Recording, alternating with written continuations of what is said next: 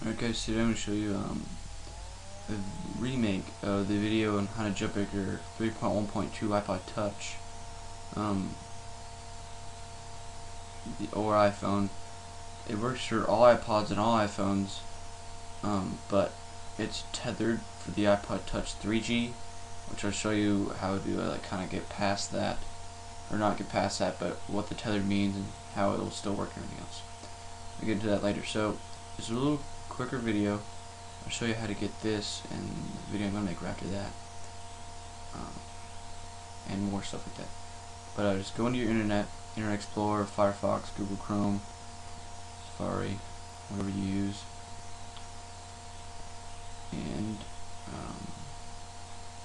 go to blackrain.com, which is BLACKRA1in.com. Like the 1 is supposed to look like an I. Scroll down to the bottom. If you're using Mac, click on the Apple. If you're using Windows, click on the Windows. Works for XP, Vista, Windows 7, about all the Mac, but I'm pretty sure it should work with Snow Leopard and the one with that, because it doesn't actually install on your computer, which makes it really fast. And here it is. Just go Black Rain, just opens up. This pops up. Click Run. And then make sure you have your iPod connected. You know, if there's any iTunes open, close it. And then just make sure your iPod is just on, like mine is right now. You know, whatever.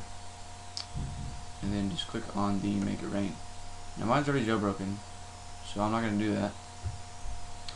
But just going on your iPod, it'll just show up with that the picture of the dude that was on the website. Just show you again real quick. This is actually by the dude that made this Black Rain app. Is called GeoHot. That dude right there. This picture will pop up on your iPod. So I give all credit to him for making this jailbreak, which is really quick. And then after that, it'll say it's waiting for reboot. It'll take about 5 seconds for it to show up the message, and then it'll reboot, and then it'll be jailbroken. And you can delete both these. You don't need this little notepad document. It creates every time you open it. And then if you know, you'll jailbroken, you can do whatever you want once you have it. But if you have a 3rd gen iPod Touch, which to tell that, you know, either you know, or just go into settings, and then general, and then scroll down, and if right here at the bottom, if one of these things says accessibility, then you have a 3rd gen. But if it doesn't, then you obviously have the 2nd gen, or whatever else, iPhone, iPod Touch 1st gen, whatever. And then so what that means, every time you turn your iPod off, then you gotta go back into Black Rain, so don't delete it once you're done, and just click Make It Rain again. It will go through like the same process, but like 10 times quicker, and then you have your iPod back to normal with all your themes and all your apps and everything back on. So that's recommend you don't turn it off if you have a 3rd gen. It'll be a lot easier.